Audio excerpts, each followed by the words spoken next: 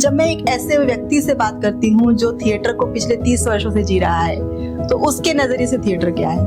Theatre art या craft से पहले या किसी भी शिल्प में इसको हम डालें उससे पहले ये संस्कार में है। क्यों आपको लगता है, या क्या सही में आपको ऐसा लगता है कि हर व्यक्ति को जीवन में थिएटर जरूर करना चाहिए? थिएटर सिर्फ थिएटर नहीं है, कंप्लीट रंग, कंप्लीट जो एक मंच पे सारी चीजें मिल रही है, सारे कलर्स मिल रहे हैं और मुझे अपने होने का बोध हो जाता है, मुझे एहसास हो जाता है कि मैं कौन हूं।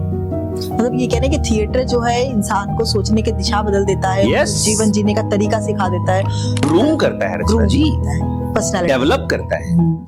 थिएटर है या रंगमंच है या फिल्म है, वो समाज का आईना है। अगर हम दिखाएंगे ही नहीं तो समाज में होने वाली गलत चीजों को हम लोगों को बताएंगे कैसे कि ये हो भी रही है। बिल्कुल, आपको थिएट्रिकल तरीके से, ड्रामेटिक तरीके से, मंचीय विधान के तरीके से उस ग्रामर में दिखाने को अगर आप सक्षम नहीं है तो आप रियलिस्टिक तरीके से दिखा रहे हैं, आप उसका अपना विधान है ना, उस भाषा में बात करेंगे ना।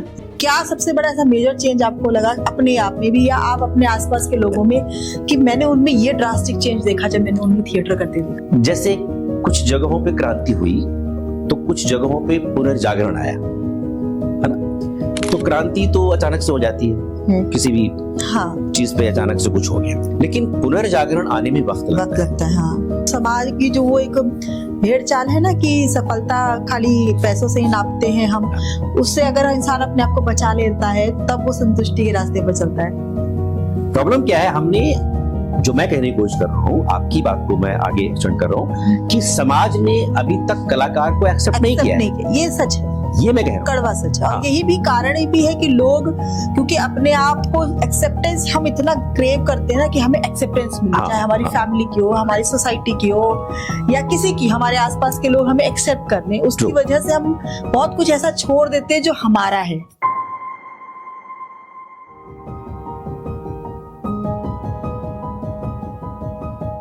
नमस्कार। कहते हैं कि ये दुनिया एक रंगमंच है और हम सब अपना अपना किरदार निभा रहे हैं, और जब ये रंगमंच असल जिंदगी से मिलता है तब कुछ कहानियां ही नहीं बनती बल्कि कुछ सवाल भी खड़े होते हैं। ऐसे सवाल जो स्टेज के पर्दे से आगे निकलते हैं और सोच, समाज और जिंदगी तक जाते हैं। आज के पॉडकास्ट में हम बात कर रहे हैं एक थिएटर डायरेक्टर से जो पिछले 30 वर्षों से थिएटर कर रहे हैं, या यूं कहूं कि थिएटर को जी रहे हैं। हम उससे जानेंगे कि थिएटर क्या है, थिएटर क्या केवल एक कहानी, कुछ किरदार, कुछ एक्टर्स, डायलॉग्स ही हैं, या उसके पीछे भी एक लंबी तैयारी होती है। तो आइए थिएटर क्या है ये जानने के लिए जुड़ते हैं राजेश तिवारी जी से। राजेश जी, आपका रचनाशाला स्टूडियो में बहुत बहुत स्वागत है। और आप पिछले 30 वर्षों से थिएटर कर रहे हैं। जब मुझे पता चला कि आप एक ऐसे व्यक्ति के बारे में जो थिएटर कर रहा है पिछले 30 वर्षों से, तो मेरे खुद के मन में एक बड़ी उत्सुकता आई, क्योंकि जितना मैं थिएटर को जानती हूँ, थिएटर का मतलब है एक कहानी है, कुछ एक्टर्स हैं, डायलॉग्स हैं, एक स्टोरी है, स्टेज है और उस पर उस कहानी को दिखाया जा रहा है एक्टिंग के माध्यम से। लेकिन जब मैं एक ऐसे व्यक्ति से बात करती हूँ जो थिएटर को पिछले 30 वर्षों से जी रहा है, तो उसके नजरिए से थिएटर क्या है? देखिए, अगर कोई व्यक्ति ये कहे कि मैं 30 साल से कर रहा हूँ या 15 साल से कर रहा हूँ, तो एक 30 साल से या ज्यादा साल से कर रहा है तो उसका वजन ज्यादा हो गया, ऐसा कुछ नहीं है। अगर कोई ऐसा व्यक्ति है जो 5 साल से कर रहा है थिएटर, तो हो सकता है कि वो 30-35 साल से जो लगातार काम कर रहा है उसके पैरेलल हो, समानांतर हो। यूं कि थिएटर आर्ट या क्राफ्ट से पहले या किसी भी शिल्प में इसको हम डालें उससे पहले ये संस्कार में है।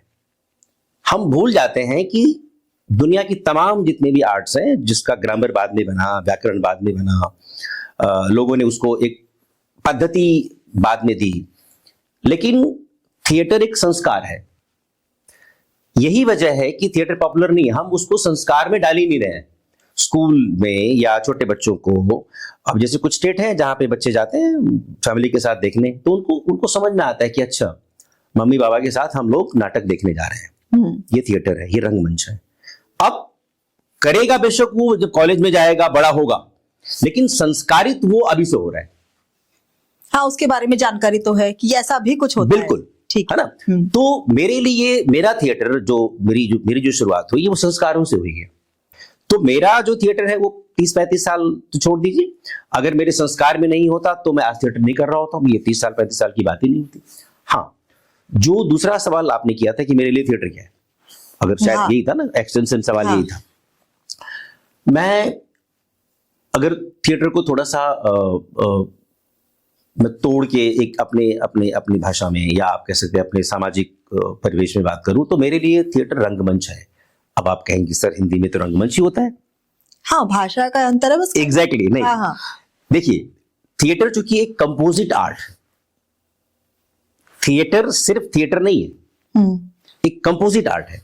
मतलब अगर हम थिएटर में पीछे पर्दे पर सिनेमा दिखा रहे हैं, उसकी किसी पर्टिकुलर फ्रेम में, सीन में, दृश्य में, या अचानक से कोई मैजिशियन आ गया, या अचानक से आप कह सकती हैं कि कुछ कोई भी चीज हो गया स्टेज पर, तो सबको वो समाहित कर लेता है थिएटर।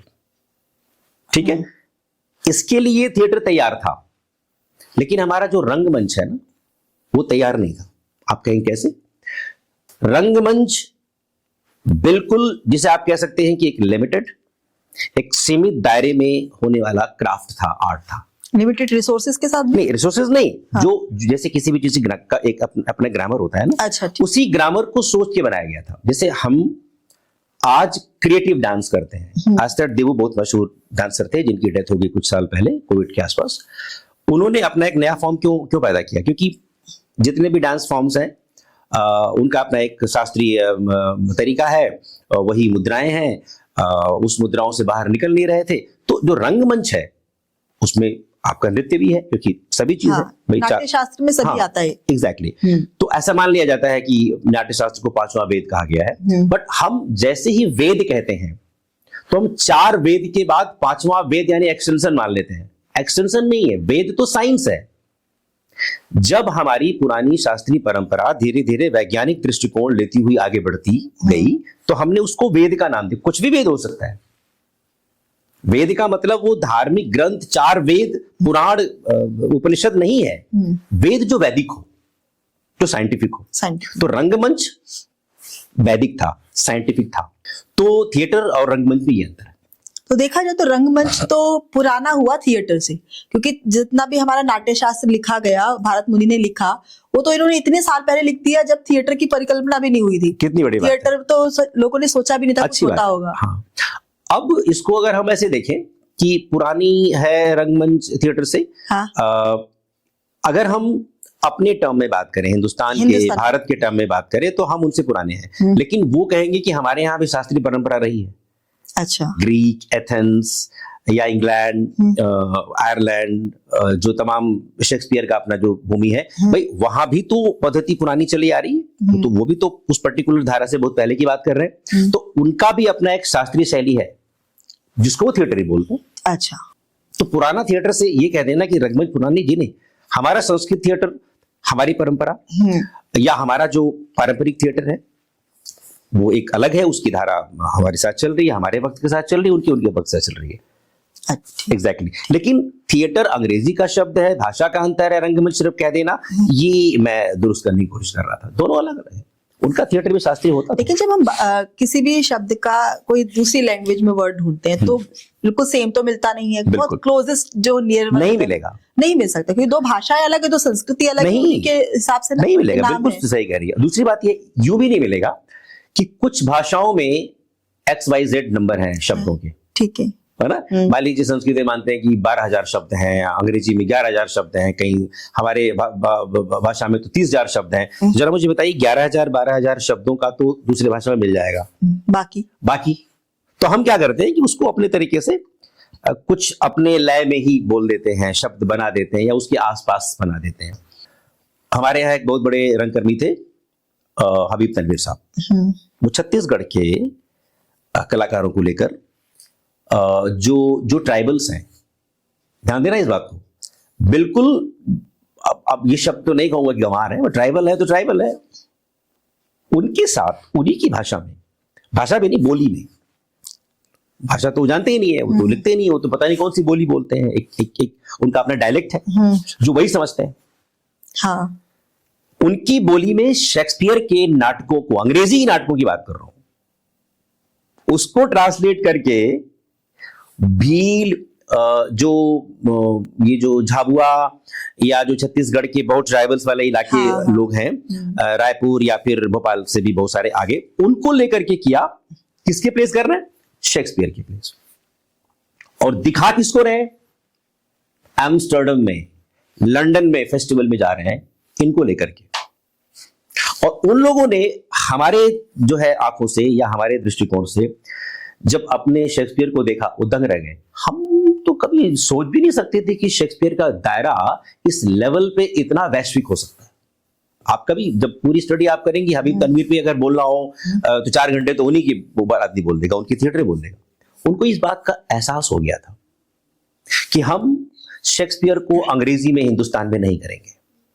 ये सच भी है कि जितना भी थिएटर स्टार्ट हुआ, जो रूट लेवल पे स्टार्ट हुआ, वो इसी तरह के कार्यक्रमों से हुआ, जिन्हें जुलूस कहते हैं, नुक्कड़ नाटक कहते हैं, नौटंकी कहते हैं। तो सड़क के किसी भी कोने पर खड़े होकर भीड़ इकट्ठी की और एक कहानी कहने के लिए, एक बात कहने के लिए एक परफॉर्मेंस की। अब जैसे आपने अभी कहा कि सड़क पे, हाँ जनरली एक कॉन्सेप्ट है स्ट्रीट थिएटर का, हाँ बिल्कुल वही। कि हम स्ट्रीट पर कर रहे हैं इसलिए वो स्ट्रीट थिएटर है, हम्म, या किसी भी नुक्कड़ पे कर दिया तो नुक्कड़ थिएटर है। जी नहीं, ये नुक्कड़ थिएटर या स्ट्रीट थिएटर का जो जो आप कह सकती हैं कि जो शुद्ध शब्द है वो है कि ये एक फोरम की बात करता है। तो रियल भाषा में उसका नाम है फोरम थिएटर करते हैं हम नुक्कड़ नहीं करते हैं, हम नुक्कड़ कलाकार नहीं है, सड़कों पे गलियों में नहीं करते हैं, हम फोरम थिएटर करते हैं। जो फोरम थिएटर आपके मंच पर पॉसिबल नहीं है, क्योंकि आपने उस फोरम को, उस कॉन्सेप्ट को या उस लेसन को आपने बिल्कुल जैसे कहते हैं कि बकवास कुछ भी आपने उल जलूल पेश करना शुरू किया एंटरटेनमेंट के नाम पे, और लोग आए और चकाचौंध लाइट्स, रंगीन पर्दा, फलाना दिखाना, और आजकल पता नहीं क्या क्या एलईडी और वो सब सेट लगा के वो आप लोगों ने बिल्कुल रंग में भंग डाल दिया है। मंच पे सिवाय जो है मनोरंजन के अलावा आप नहीं दिखा रहे, तो हम बाहर निकलते हैं। एक पर्टिकुलर, हालांकि पॉलिटिकल स्टेटमेंट नहीं है, आजकल तो दुनिया जानती है, सफदर हाशमी को यही साहिबाबाद में 90s में प्ले कर रहे थे, हल्ला बोल, हाँ, नुक्कड़ नाटक कर रहे थे, हाँ, है ना, हाँ। उनको मार दिया गया। ऐसी कौन सी बात चुप गई ऑडियंस को या वहां के किसी दर्शक को कि ये भड़का रहा है या हमें बिगाड़ रहा है, या वो मजदूरों का यूनियन है, ट्रेड यूनियन, वहां पे नाटक कर रहे थे, उनको लगा ये तो हमारे मजदूरों को भड़का रहे हैं। हाँ, हाँ, ये हमारे खिलाफ। तो यानी जो बात मंच पर होनी चाहिए, अब यही रंग है, थिएटर में बात नहीं है। थिएटर में उनके पास कोई स्ट्रीट नहीं है, कोई फोरम थिएटर नहीं है। आज भले वो सबकी देखा देखी, वो भी बड़े बड़े मार्केट में प्लेटफॉर्म पे वो गिटार लेके बजाते हैं, कुछ लोग कुछ करते हैं, क्लाउन बन जाते हैं, इतना ही तक सीमित है। बट हमारे फोरम ने तो आजादी दिलवा दी रचना जी, हमारे फोरम ने तो क्रांति करवा दी। सो आम बोलचाल की भाषा में उसे हम बोलते हैं स्ट्रीट थिएटर, कि स्ट्रीट पे हो रहा है। स्ट्रीट नहीं हो रहा, आपके दिल में हो रहा है, आपके दिमाग में हो रहा है। तो दिमाग तक, क्योंकि हम उस ऑडियंस को थिएटर तक नहीं ला सकते, तो हमें चल के जाना होगा उनके बीच में। हमारी मजबूरी भी है, हमारी मजबूरी भी है कि हमें अपनी बात कहनी है, हमें रंगमंच करना है। हाँ। रंगकर्मी कहीं न कहीं थोड़ा सा एक्टिविस्ट होता है। तभी हाँ। वो उससे जुड़ा है, तभी संवेदनशील विषयों को उठा भी रहा है, हाँ। वरना जरूरत ही। अगर वो एक्टिविज्म नहीं है, हाँ। विशुद्ध रूप से देखा जाए तो रंगमंच बना ही नहीं था मनोरंजन के लिए। मनोरंजन के लिए बहुत साधन थे। जब धीरे धीरे कहते ना कि पेट भर गया इंसान का, बिल्कुल खुश हो गया, या अब चलो कुछ करते हैं, तो उसी मंच का दुरुपयोग करना उसने शुरू किया।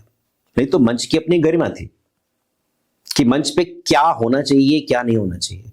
हम नाट्यशास्त्र की बात करते हैं, कितने लोग फॉलो करते हैं जो उनके प्रोहिबिशंस हैं कि क्या क्या मंच पे नहीं होना चाहिए, वो तो लिखा है नाट्यशास्त्र में। हम कितना फॉलो करते हैं? हम मर्डर नहीं दिखा सकते हैं, हम जो है प्रसव नहीं दिखा सकते हैं, हम कुछ इस तरह का दृश्य नहीं क्रिएट कर सकते। सब हो रहा है आज, और वहां इसलिए हो रहा है कि मनोरंजन हमको कम्पीट करना है फिल्मों से। अरे वो जो फिल्मों में होता है ना इस तरह के दृश्य, हम लाइव देख के आ रहे हैं। क्या देख के आ रहे हैं? बलात्कार देख के आ रहे हैं हम। अच्छा, ये सब इस सब के लिए वर्जित था। कहता है एक चैप्टर है नाट्यशास्त्र में, कौन फॉलो करता है? पढ़ाई ही नहीं है, जानते ही नहीं है। लेकिन ये भी तो कहा जाता है ना कि जो थिएटर है या रंगमंच है या फिल्म है, वो समाज का आईना है। अगर हम दिखाएंगे ही नहीं तो समाज में होने वाली गलत चीजों को हम लोगों को बताएंगे कैसे कि ये हो भी रही है। बिल्कुल। अगर हम सिर्फ इस कारण से क्योंकि वो निषेध है या वो थोड़ा सा सेंसिटिव मुद्दा है, हम उसको दिखाएं ही ना। मान लिया, मैंने दिखाने के लिए मना नहीं किया। आपको थिएट्रिकल तरीके से, ड्रामेटिक तरीके से, मंचीय विधान के तरीके से उस ग्रामर में दिखाने को अगर आप सक्षम नहीं है तो आप रियलिस्टिक तरीके से दिखा रहे हैं, आप उसका अपना विधान है ना, उस भाषा में बात करेंगे ना। तो इसका मतलब आप मान रहे हैं कि थिएटर और फीचर फिल्म्स, जिन्हें हम पिक्चर्स या मूवीज कहते हैं, ये दोनों बहुत अलग हैं। देखिए मैम, ऐसा है रचना जी, सिंबल्स और मेटाफर्स, अगर ये दो किसी कला के साथ नहीं चल रहा है तो कला नहीं है, वो शिल्प नहीं है, वो आर्ट नहीं है, वो क्राफ्ट नहीं है। कुछ भी दिखा देना मंच पे फिर तो नाटक हो गया, कुछ भी दिखा देना, कहीं भी बोल देना फिर तो भाषण हो गया। हर चीज का विधान है ना। अगर आप प्रतीक अर्थों में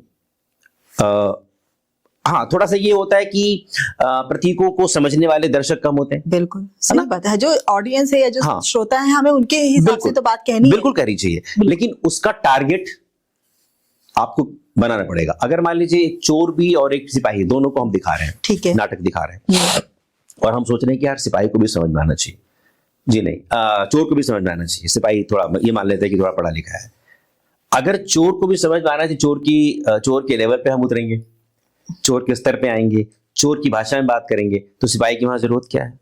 तो पहले चोर को पढ़ाओ, लिखाओ, एजुकेट करो, बेसिक शिक्षा दो, जब लगे कि हाँ वो समझ सकता है फिर दोनों को बैठाओ, फिर वो चोरी करेगा क्यों? तो हम अगर जब कोई चीज पेश करते हैं तो हमारा ये मकसद होता है कि जरूरी नहीं कि यहां बैठे सभी लोग सहमत हों उससे। मेरा टारगेट है कि अगर मेरी बात को 2 लोगों ने भी समझ लिया तो वो 2 से 4, 4 से 8, 8 से 16 कर देगा। बाकी को समझ में नहीं आया, वो एजुकेट होगा, अपने आप पढ़ेगा। उसको रियलाइज हमने करा दिया, एहसास करा दिया कि यार ये वाला आर्ट तो समझ में नहीं आता, सलमान खान की फिल्म तो समझ में आ जाती है।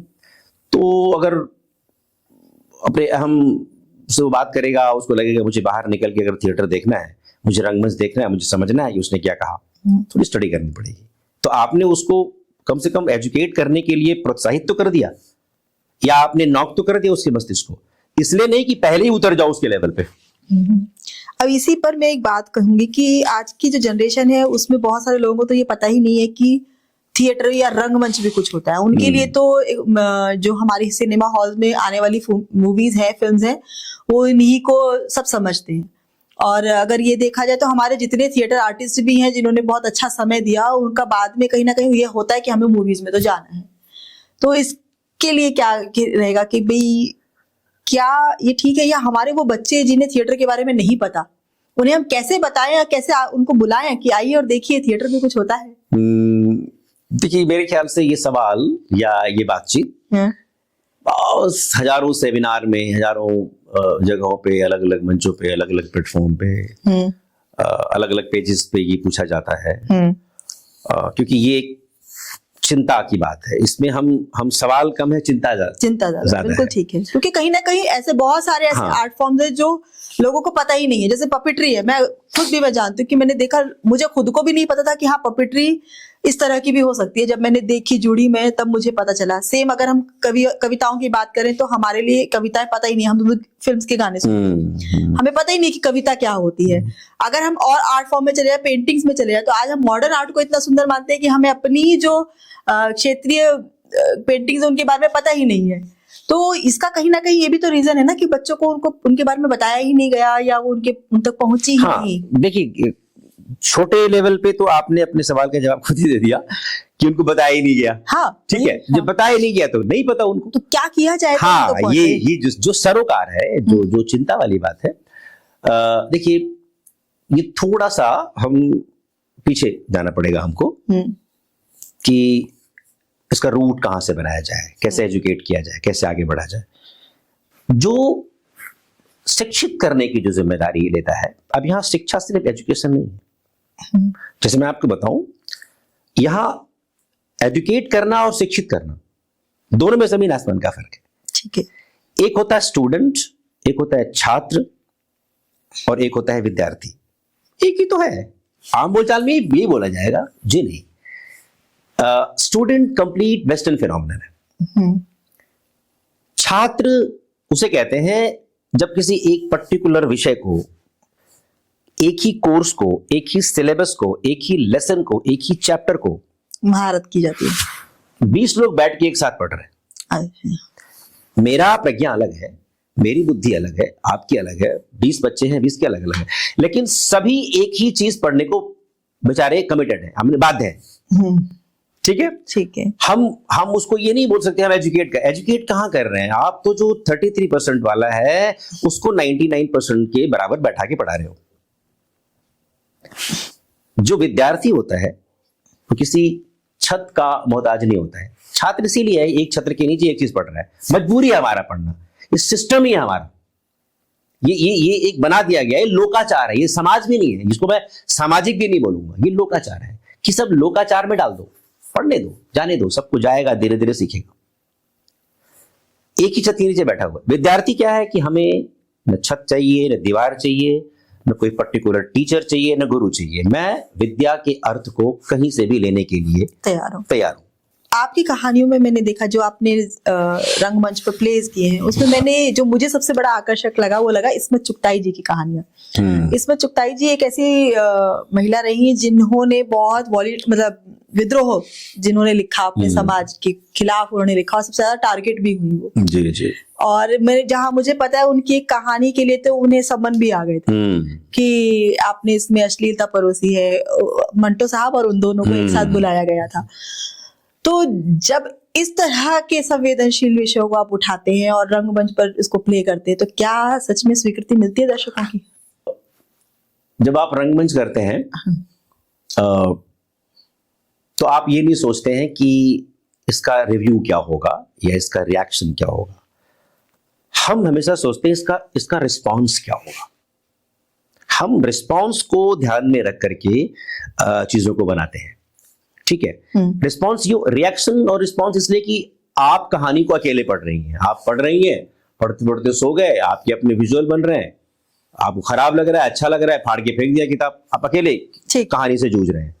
लेकिन जब आप उसको बनाते हैं और एक ही कहानी को पता है कि 1 से ज्यादा लोग बैठ के देखेंगे, 100 लोग देखेंगे, 1000 देखेंगे, तो आप अकेले नहीं है, आप 100 लोग। आप कहानी पढ़ रहे हैं तो कहानी तक आप गाली दे रहे हैं उसको, जो भी कर रहे हैं, किताब फेंक रहे हैं, छोड़ दिया है ना, या पढ़ते पढ़ते उसी ख्यालों में खो गए, फिर नींद खुली तो आगे आपने पढ़ना शुरू किया। बट यहाँ क्या है कि जो मैं दिखाऊंगा वही आप सुनोगे, वही देखोगे।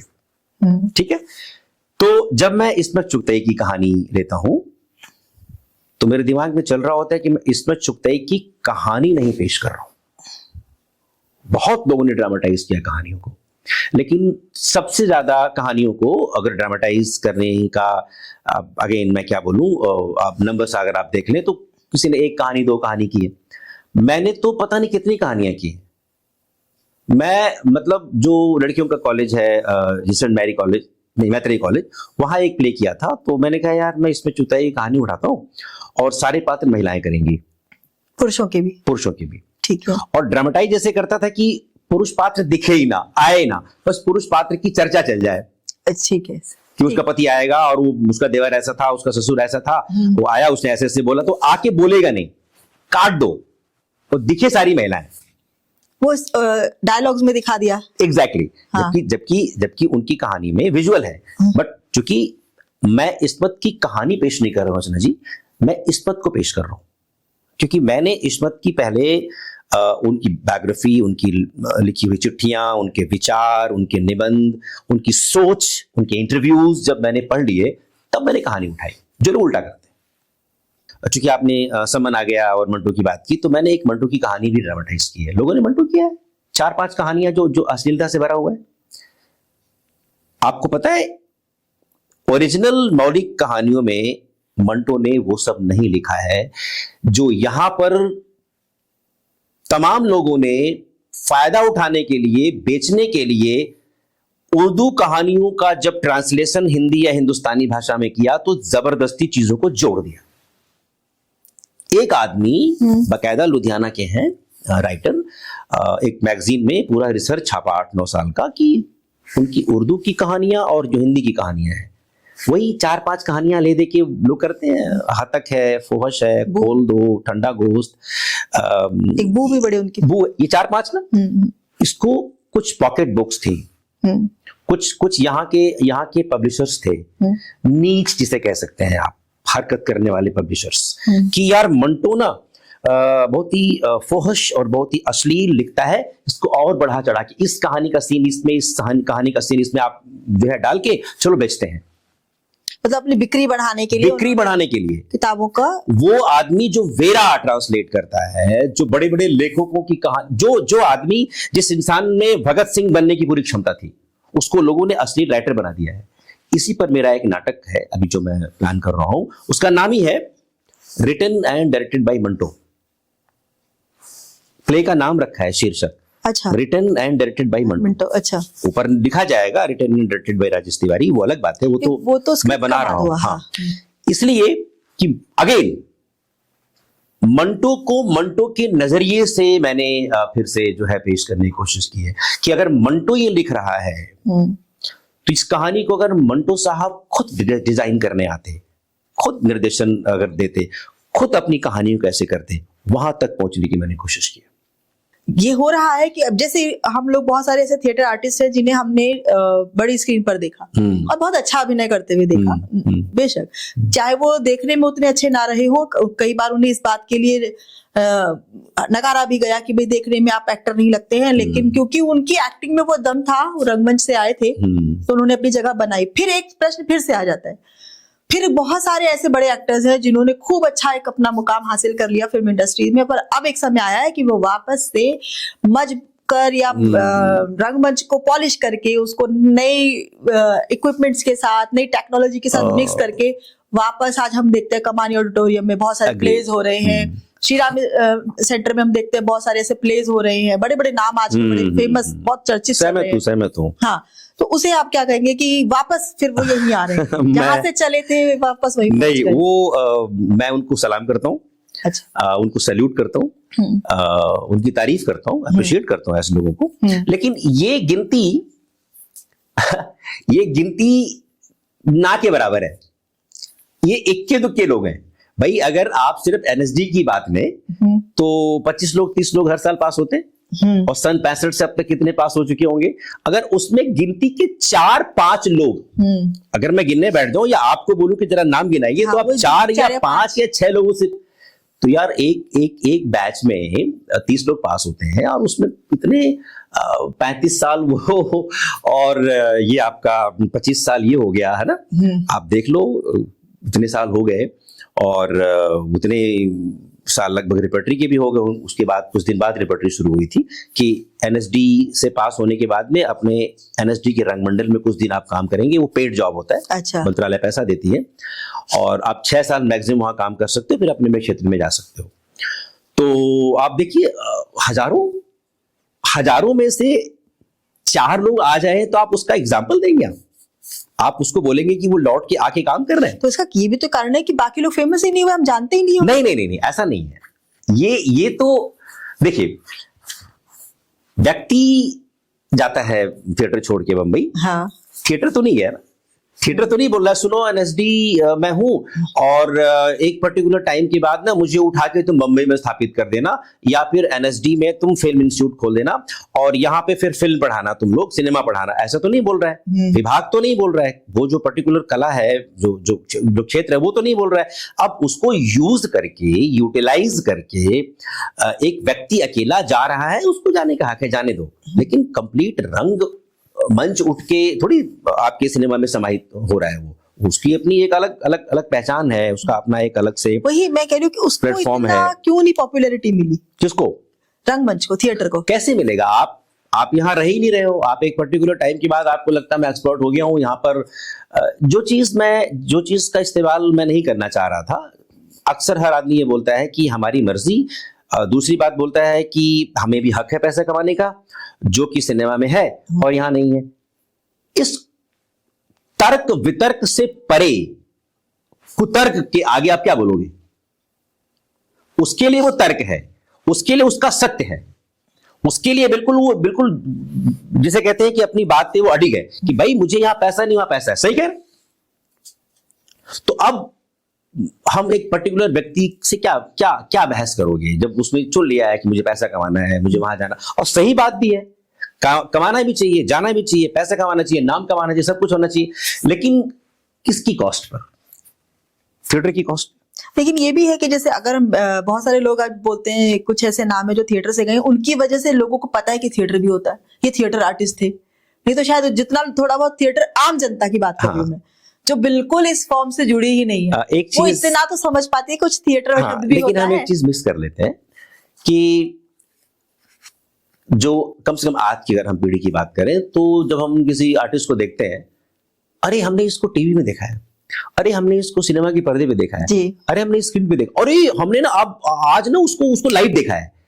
अच्छा, घूम फिर के आपका जो होता है ना वो आवागमन वाला जो तीर बनता है, ऐसे ही बनता है, ऐसे ही बनता है कि आप यहाँ जाएंगे, यहाँ आएंगे, टू एंड फ्रो, तो उसके दिमाग में पहले हो जाता है कि ये आदमी अभी जो मंच पे काम कर रहा है, हमने फिल्मों में बिल्कुल ये भूल गया कि पहले यहाँ था, यहाँ से गया, अब लौटा। हिस्ट्री नहीं पता ना, हिस्ट्री नहीं पता, ठीक है। एग्जैक्टली। तो ये अच्छा, अगर हम मंच पे काम कर लेंगे, अगर हम थिएटर कर लेंगे, रंगमंच कर लेंगे हमारी शब्दों में, तो हमको मौका मिल जाएगा सिनेमा जाने का, बम्बई जाने का, है ना। अच्छा, आप उस दृष्टिकोण से देखते हैं कि उसने कहीं ना कहीं और लोगों में ये तरीका दे दिया कि थिएटर कर लो, फिल्म पे चले जाएंगे। हाँ, उसने तो बनाने से ज्यादा बिगाड़ दिया है। मतलब रंगमंच पे भी अब हर कोई आ रहा है, भाई बात ही नहीं करेगा ना, हम किसी दूसरे विषय की बात ही नहीं करेगा, हम दूसरा विषय दिखाए है ना उस पर्टिकुलर उस पे। भाई अगर 3 पटरियां हो रेलगाड़ी की, भले वो बैलेंस करे, जैसे हमारा ऑटो भले 3 पहिए पे चलता है, लेकिन हमेशा डर लगा रहता है ये 3 पहिए पे चल रहा है, कभी भी उलट जाएगा। 4 पहिए वाला बैलेंस है ना, नहीं उल्टेगा। हाँ। अब आप कहेंगे 2 पहिए पे चलने वाला जो आपका रंगमंच है, साइकिल है, वो क्यों नहीं गिरेगा? क्योंकि उसका कंट्रोल पहिए पे नहीं है, हैंडल पे है, जो मेरे कंट्रोल में है। इवन आप 4 चलाएं चाहे 8 चलाएं, आपका कंट्रोल नहीं है बॉस। वो स्टेयरिंग बिलोंग नहीं करता आपके पहिए से और आपके जो है बैलेंस से। तो आपने रंगमंच में पढ़ाई की, आप तमाम विधियों और विधानों में पारंगत हो गए, और जाके आप वहां क्या कर रहे हैं? शॉट दे रहे हैं। पहले ये दिन आप आखिरी सीन कर रहे हैं, आपको पता ही नहीं शुरुआत क्या होगी, आपको कहानी भी नहीं पता बीच में क्या होगी। आपने पहले जाके 50वां सीन किया, फिर 40वां किया, फिर 35वां किया, फिर 77वां किया। अब एडिटर अगर ना हो तो आपकी तमाम एक्टिंग को ऐसी की तैसी कर दे, जो है अगर ना जोड़ने वाला हो जो आपका एडिटर है। यहाँ मैं आपको रोकूंगी, यहाँ पर आप ये कह रहे हैं कि जब हम फिल्म की शूटिंग करते हैं तो पूरी कहानी में से किस अलग अलग पार्ट्स को शूट करते हैं, आगे पीछे कोई क्रम नहीं, कोई सीक्वेंस नहीं। हाँ। जबकि जब हम रंगमंच में थिएटर में परफॉर्म कर रहे तो एक पूरी स्टोरी है जो शुरू से लेकर चली है और अंत तक गई है। हाँ। और लाइव हो रहा है, कोई कट नहीं है, कोई एडिटिंग का स्कोप नहीं है। हाँ। गलती हो गई, वो कंटिन्यू है, उसको संभालना है। आर्ट वही है, आर्ट वही, वहां टेक्निक है।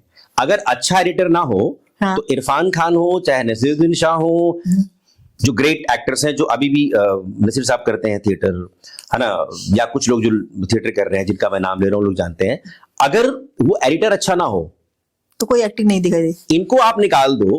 अब ये लोग जिस फिल्म में होंगे वो पूरा होमवर्क करके जाएंगे। हाँ।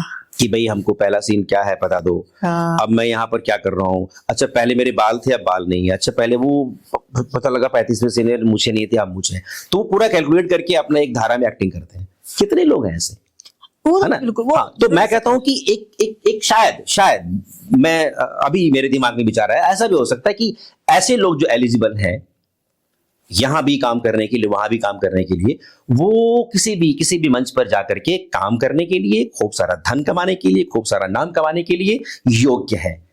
लेकिन वो अयोग्य व्यक्ति जो अभी ठीक से खड़ा होना नहीं सीखा है मंच पर, वो भी 6 महीने में चल देता है बंबई, ये बोल के कि मेरा अधिकार है, मेरा मन है, मेरा हक है पैसा कमाने का। मैं उसको किस धारा में, ओवर कॉन्फिडेंस हुआ ना, अभी तो सीखा भी नहीं। कॉन्फिडेंस नहीं तो कॉम्प्लिसेंट हो गया, ओवर कॉन्फिडेंस से भी आगे कॉम्प्लिसेंट हो गया है बच्चों।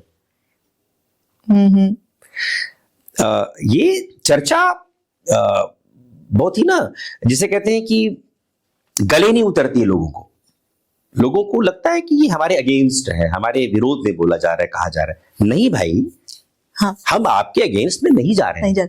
मैं एक बात ये भी कहूंगी, जैसे आजकल के छोटे छोटे बच्चे हैं, 15-16 साल के होते हैं, उनको लगता है जी मुझे सिंगर बनना है, उन्हें देखा है बड़ी स्क्रीन पर लोगों को परफॉर्म करते हुए, हाँ। एक्टर बनना है, लेकिन उन्हें ये नहीं पता कि उससे पहले कितनी सारी तैयारियां करनी होंगी, तब जाकर के आप उसके लायक बनोगे। और जब उन्हें असफलता मिलती है या उनको वो मन मुताबिक रिजल्ट नहीं मिलता, फिर वो निराश होते हैं या जीवन में फिर वो उस क्षेत्र को कोस रहे होते हैं, वहां की पॉलिटिक्स को कोस रहे होते हैं। यही होता है शायद, क्योंकि उनकी तैयारी पूरी नहीं है। जनरल टर्म में तो यही होगा, एक आम सोच या आम जो धारणा है उसके हिसाब से तो वही होगा। बट बात वही होती है कि अगर हम थोड़ा सा गहरी मतलब बात कहें या गहरे पैट्स में उतर के इसको अगर हम विवेचित करें, तो ज्ञान तक चीजें सीमित है। बुद्धि, प्रज्ञा और अपने अंतर्मन में अपनी चीजों को जान लेना, खुद से खुद को पैदा करना, जो एक एहसास होता है ना कि मैंने, ठीक है, मैं दुनिया में आ गया हूँ, मुझे आपने दिखा दिया, पढ़ा दिया, सब कुछ है, ये धर्म होता है, ये ज्ञान होता है, फलाना, अब मुझे तय करना है कि मैं क्या हूँ या मुझे क्या मानना है क्या नहीं मानना है। उस जगह आप कोई निर्णय लेते हैं, वहां पहुंचने के बाद तो ठीक ठाक आप एक दिशा आप अपने लिए तय करते हैं।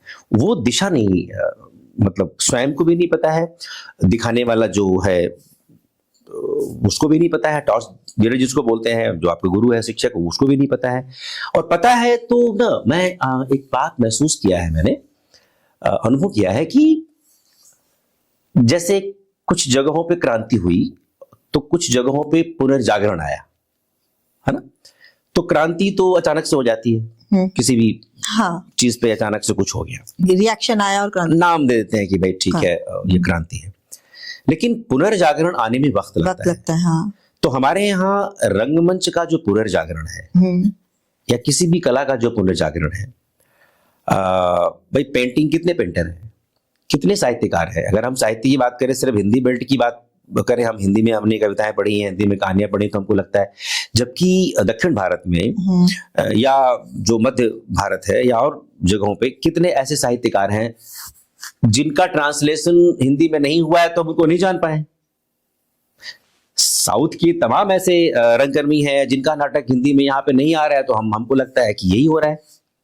अच्छा, ऐसा कुछ नहीं है, अपवाद हर जगह होता है। साहित्य, दक्षिण भारत के जो कलाकार हैं वो दक्षिण भारतीय फिल्मों में भी जाते होंगे, है ना, चाहे जो तमिलनाडु है, मद्रास है, चेन्नई है आज, या फिर हैदराबाद, वहां भी जाते हैं। लेकिन जो वहां का रंगकर्म है, जो वहां का थिएटर है, जो नॉर्थ से एक्सचेंज जो करना चाहिए, वो तो नहीं हुआ है। क्या पता उनका जो रंगकर्म हमसे जबकि श्रेष्ठ है, कई मायनों में श्रेष्ठ है। जितने भी बड़े बड़े ग्रेट फिल्म मेकर हुए हैं, वो उन्होंने पहले कभी न कभी थिएटर किया है। जैसे ऋत्विक घटक की बात कर रहा हूं, वो 50% 60% फिल्में बना करके छोड़ देते थे, नाटक से शुरुआत की उन्होंने। सतीन्द्र रे आज उनको पढ़ाया जाता है पूरी दुनिया में, फिल्म मेकर सब पढ़ते हैं। भले उन्होंने उतना रंगकर्म नहीं किया होगा, शायद बहुत कम किया है, लेकिन अगर आप कुछ उनकी फिल्म देखें तो कहीं न कहीं कुछ न कुछ एक आध सीन जरूर डाल देते हैं, कोई नाटक हो रहा हो या नाटक की बात हो। क्लासिकल मूवीज में काउंट किया जाता है। हाँ, तो क्लासिकल कहते ही ये बात बिल्कुल सिद्ध हो जाती है, प्रूव हो जाती है। या इसको आप ऐसे देखें कि हजारों एक्टर चले गए थिएटर छोड़ के फिल्मों में, कितने निर्देशक गए फिल्म बनाने, इक्के दुक्के गए।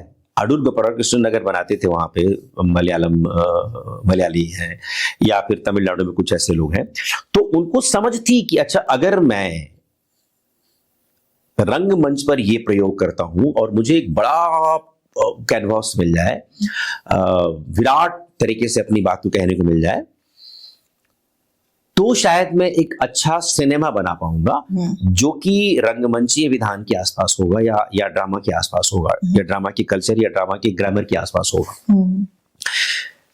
यह भी एक वजह है कि सही अच्छे रंग निर्देशक अगर फिल्मों में गए होते और अपने उसी बुद्धिमानी से या उसी बुद्धिमत्ता से जिससे वो रंगमंच को बनाते हैं, सजाते हैं, अगर वो दृश्य उनके नजरिए से बनता या वो जो उसको क्रिएट करते, तो शायद कुछ अच्छे एक्टर भी दूसरे जो सही निर्देशक के हाथ में नहीं लग पाने की वजह से बेचारे पॉपुलर नहीं हो पाए, वो आगे बढ़ जाते हैं। लेकिन रंग निर्देशक क्या है, वो जी रहा होता है, वो आनंद ले रहा होता है, वो अपने फील्ड में जहां पे है वो उसको ऐसा लगता है यही कंप्लीट है, यहां से जाने की जरूरत नहीं, अभी तो हमने कुछ जाना ही नहीं है, थिएटर का टी भी नहीं जाना है, उसको मजा आने लगता है। एक्टर एकदम से आजाद होता है, न उसे कुछ कैरी करने की जरूरत ही नहीं, मतलब एक बार उसको याद हो जाता है अगर स्क्रिप्ट तो उसको भी नहीं कैरी करता है। और देख रंग निर्देशक बेचारा दुनिया भर की किताबें है ना, दुनिया भर का मेकअप और दुनिया भर का डिजाइन, दुनिया भर का पता नहीं क्या क्या अपने दिमाग में लेकर के वहां जाएगा, है ना, तो उसको कैरी करना बड़ा मुश्किल होता है। एक्टर आजाद है, सुबह यहाँ शूट कर रहा है, एक अलग रोल, दूसरे जगह जो है अलग रोल, तीसरे एक दिन में तीन जगह शूट कर रहा है। वो तो एक मैकेनिकल जिसे कहते हैं कि बन के रह गया और फिर कहता है कि हम मशहूर नहीं है या हमको आर्टिस्टिक नहीं माना जाता है, हमारा नाम नहीं है। भाई पैसे तो कमा रहे हो करोड़ों में, पैसे कमा लो फिर। थिएटर के पर ही हम दोबारा आते हैं कि अब क्यों आपको लगता है या क्या सही में आपको ऐसा लगता है कि हर व्यक्ति को जीवन में थिएटर जरूर करना चाहिए? कि क्या थिएटर कुछ ऐसा ऐड करता है किसी की लाइफ में जो उसको जीवन जीने के लिए हेल्प करे या उसके सोचने के तरीके को बदल दे? थिएटर क्या एक्चुअल में रोल प्ले करता है इंसान के जीवन देखो में? सब कुछ तो सब लोग नहीं कर सकते हैं, या सबको करना चाहिए वाला सवाल थोड़ा सा प्रेरक तो है। ऐसा नहीं है कि एडमायर नहीं करता है। सबको करना चाहिए का अर्थ ये नहीं है कि ये मान के थिएटर करना चाहिए कि हमको इससे रोजी रोटी मिलेगी, हम इसी फील्ड में कुछ करेंगे। भाई 4-6 चीजें ही आप करते हो, इसके अंदर मैं मेकअप मैन बन जाऊंगा थिएटर करने के बाद में, मैं एक्टर बन जाऊंगा, मैं राइटर बन जाऊंगा, मैं प्ले राइट बन जाऊंगा, मैं डायरेक्टर बन जाऊंगी। 4-5 चीजें ही होती हैं, ये सोच के करता है। जबकि 90% लोग थिएटर करते हैं ये सोच के एक्टर बन जाएंगे। या कोई अगर आपसे पूछे क्या करते हैं आप, मैं थिएटर करता हूं, तो बड़ा अंडरस्टूड सामान लिया जाता है कि अच्छा मतलब तुम थिएटर कर रहे हो तो एक्टिंग कर रहे हो। हाँ, ये बिल्कुल है। बाकी विधान जो है, बाकी रिलेटेड है वो कोई गिनता ही। हाँ, जो बाकी चीजें हैं वो उसके बारे में कौन, अब एनएसडी में 3 साल में तीसरे साल तक आते आते उसको ये बच्चे को पता चल जाता है कि मैं आया एक्टर बनने, लेकिन मुझे लगता है कि 2 साल में मुझे एहसास हो गया कि I can be very good makeup man, मैं अच्छा डायरेक्टर बन सकता हूँ, मैं अच्छा सेट डिजाइनर बन सकता हूँ, मैं अच्छा सीनिक विजुअलाइजर बन सकता हूँ, स्क्रिप्ट राइटर बन सकता हूँ। एग्जैक्टली भूल जाता है वो, हाँ। भूल जाता है कि ये है। तो ये जो एहसास है कि थिएटर करना चाहिए से थिएटर में ही जाना होगा, ये पॉसिबल तो खैर नहीं है, लेकिन एक कंप्लीट पर्सोना, कंप्लीट पर्सनालिटी, एक आपके अंदर जिसे कहते हैं कि जो कहते हैं ना वो चौमुखी प्रतिभा का जो विकास का एक टर्म है, कोट है, वो देने के लिए तो सबका हक है कि अगर बच्चा स्कूल जा रहा है, कॉलेज जा रहा है, किसी इंस्टीट्यूट में पढ़ रहा है भी, जैसे आईआईटी है या तमाम जगह है, वहां भी एक है सेल छोटा सा जहां आप लोग रंग कर्म करते हैं, लेकिन वो हीरो बनने के लिए तो नहीं जाएगा ना। हमारे यहाँ तो हीरो, यानी कहाँ जा रहे हो, हीरो बनने जा रहे हैं, है ना। वो तो बहुत मतलब एक ऊपरी सा एक आकलन हाँ, है ये। तो जरूरी है, जरूरी है। अगर बच्चे को हम ये समझा देते हैं ना, तो जरूरी नहीं है कि हम उसी विभाग में कुछ बने। अगर मैं प्रतिभाशाली हो गया, मुझे सब चीजों की समझ आ गई, तो मैथमेटिशियन भी बनूंगा, मैं साइंटिस्ट भी बनूंगा, या मैं एस्ट्रोनॉमर बनूंगा, डॉक्टर बनूंगा, इंजीनियर बनूंगा, तब भी हमारे उस विकास में उस थिएटर का बहुत बड़ा हाथ होगा। चूंकि मैं एक स्कूल से भी जुड़ा हूँ रचना जी,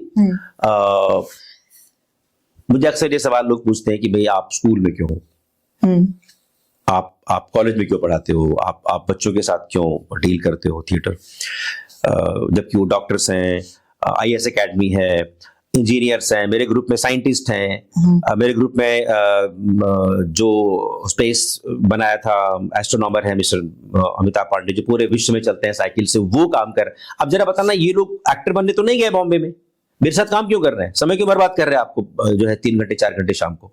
उन्हें मालूम है, उन्हें इसकी महत्ता पता है कि थिएटर सिर्फ थिएटर नहीं है, कंप्लीट रंग, कंप्लीट जो एक मंच पे सारी चीजें मिल रही है, सारे कलर्स मिल रहे हैं, और मुझे अपने होने का बोध हो जाता है, मुझे एहसास हो जाता है कि मैं कौन हूं, मेरे कर्म क्या है, मेरी जिम्मेदारियां क्या हैं। मैं ठीक है, मैं काम करूंगा, लेकिन अल्टीमेटली मैं समाज में हूं, और एक दिन जो है मुझे अपने आप को लेके जवाबदेह महसूस करना पड़ेगा। भले मैं कमर्शियल हूं, प्रोफेशनल हूं, चाहे मैं बिजनेसमैन ही क्यों हूं, तमाम बिजनेसमैन भी हैं जो आते हैं, जिनको इस बात, हमारे ग्रुप में एक मिस्टर कर्नल है, 3 वॉर लड़े हैं वो। तो ये सारे एहसास बड़े होने के बाद उनको हुआ, जबकि हमारे फील्ड में नहीं है वो, मतलब फिल्म में नहीं है, टेलीविजन टीवी में नहीं है, नाटक में नहीं है, बस आते हैं वो अपने आप को समझने के लिए। तो वो समझ आज हो रहा है उनको ना, अगर हम बचपन से ही उनको ये समझ दे दें बच्चे को कि भाई देखो भैया हम थोप नहीं रहे, तुम परेशान मत हो बेटे, आपको हम क्लास में बैठ के ये नहीं बता रहे हैं कि आप किसी को रिप्लेस करो या किसी इंडस्ट्री में जाओ या कुछ करो, हम आपके ऊपर काम कर रहे हैं, आपकी पर्सनालिटी पर काम कर रहे हैं। आपकी पर्सनालिटी अच्छी होगी, आप अच्छा बोलोगे, अच्छा चलोगे, अच्छा रहन सहन होगा, अच्छी सोच होगी, अच्छा साहित्य पढ़ोगे, अच्छी बातें, तो आपका विकास होगा। तो आप वो किसी भी फील्ड में रहेंगे वो नजर आएगा। मतलब ये कहने कि थिएटर जो है इंसान को सोचने की दिशा बदल देता है, Yes. जीवन जीने का तरीका सिखा देता है। मतलब एक बच्चे को अगर हम थिएटर ग्रूम करता है रचना जी, पर्सनालिटी डेवलप करता है ना। हाँ, हम लोग बच्चों को पर्सनालिटी ग्रूमिंग की क्लासेस करा रहे होते हैं, एग्जैक्टली। जबकि हम अगर वही थिएटर कराने की बात है तो माँ बाप नाक से कोड़ देते हैं। जबकि हाँ। ये हमारे कल्चर में बचपन में से था कि आप जाइए, आप अपने मोहल्ले के नुक्कड़ नाटक में एक्टिंग करिए, आप हाँ। जाकर के करिए, ताकि वो बच्चों की पर्सनालिटी में एक ग्रूमिंग हो, पर्सनालिटी ग्रूमिंग हो। भाई किसी भी शिक्षा का पहला उद्देश्य यही होना चाहिए ना। हाँ, पर्सनालिटी ग्रूमिंग। ये तो नहीं है कि हम पढ़ाई कर रहे हैं तो हम कलेक्टर ही बनेंगे। अगर आप रंगमंच या किसी आर्ट से परे किसी विषय की बात करें तो पढ़ाई का मतलब ये थोड़ी कि पर्टिकुलर विषय लेकर के हम ये बन जाएंगे। आप अल्टीमेटली क्या बनेंगे क्या नहीं बनेंगे वो तो कई बार दूसरी धाराएं भी आपको एक दूसरी दिशा में ले जाती है। लेकिन अब ऐसे तमाम विद्वान हैं, ऐसे तमाम लोग हैं जो उनका कर्म यही है कि भाई ठीक है, बस पठन पाठन करना है, पढ़ रहे हैं, रिसर्च कर रहे हैं, लिख रहे हैं, कब छपेगा, कब लोगों तक पहुंचेगा, कब लोग उस पे अपनी मतलब कब गुनेंगे उस पढ़ाई से, उनको कोई चिंता नहीं।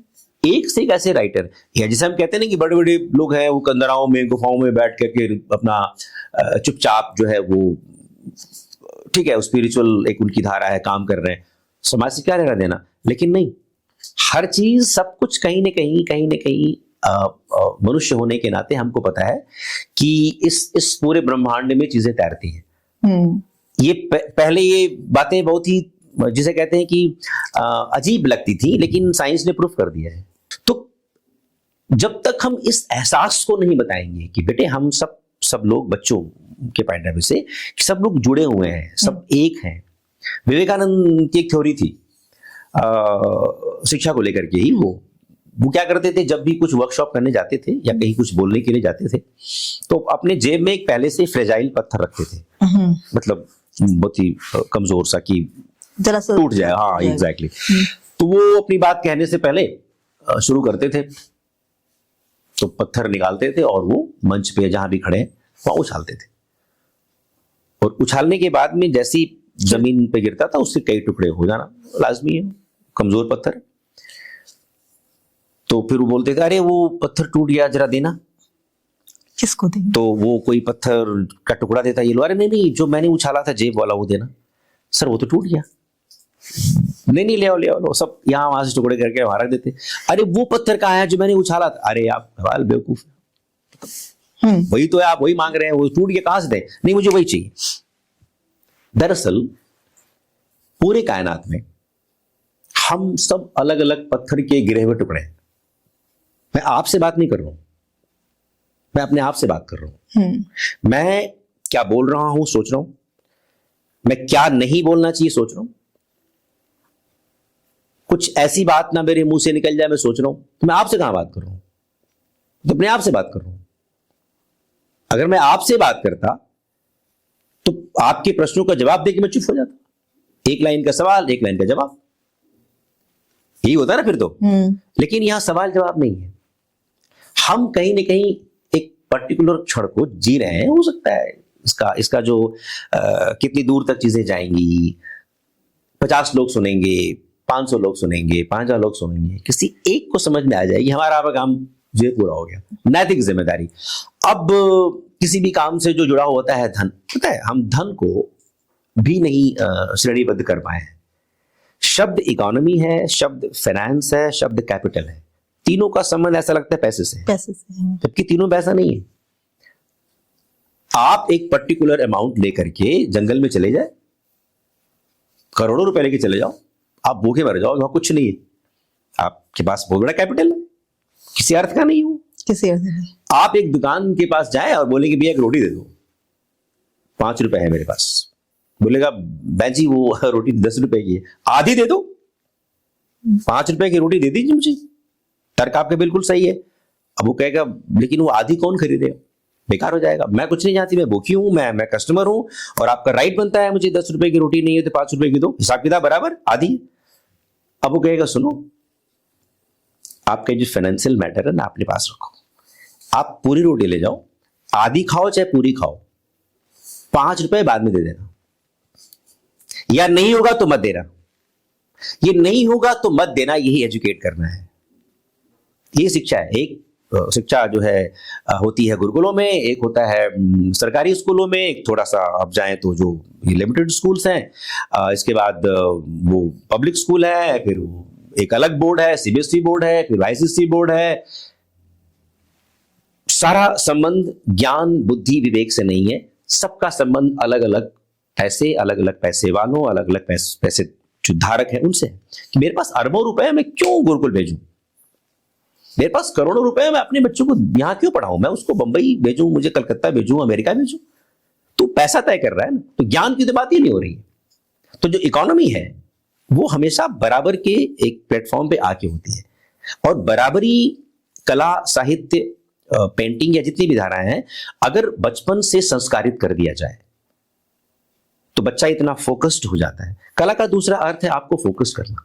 मतलब आप ये कह रहे हैं कि किसी भी बच्चे को जो एक शिक्षा वाले जो हमने दायरा बनाया शिक्षा का वो तो देना है, तो उसके हाँ। साथ साथ कोई ना कोई एक आर्ट फॉर्म जरूर देनी चाहिए, जिससे कम से कम उसे जीवन सही तरीके से True. जीने का तरीका मिले। Very true. वो उतना प्रैक्टिकल या उतना प्रोफेशनल नहीं होगा जितना हो गया है, और जिसके कारण हम आज जो शिकायत करते हुए घूमते हैं कि हमारे बच्चों में मॉरल वैल्यूज नहीं बची हैं, हमारा समाज गलत दिशा में जा रहा है। अरे हमने उनकी जड़ों से तो उन्हें उखाड़ दिया है। बिल्कुल बिल्कुल, तो 100%। तो मतलब किसी न किसी एक आर्ट फॉर्म से बच्चे को जरूर जोड़ा जाना चाहिए, ये आप कह रहे हैं। हाँ, और कोशिश ऐसी भी होनी चाहिए कि कई बार बच्चे का जो रुझान है ना वो दिख जाता है। कई बार माँ बाप, मैं डांसर हूँ तो डांस में डालने की कोशिश करेंगे, वो रहता है। तो ये इससे बचना चाहिए। उसका मन कर रहा है कि नहीं मुझे खेलना है, उसका मन कर रहा है तो चलो खेल की तरफ भी डाल दें।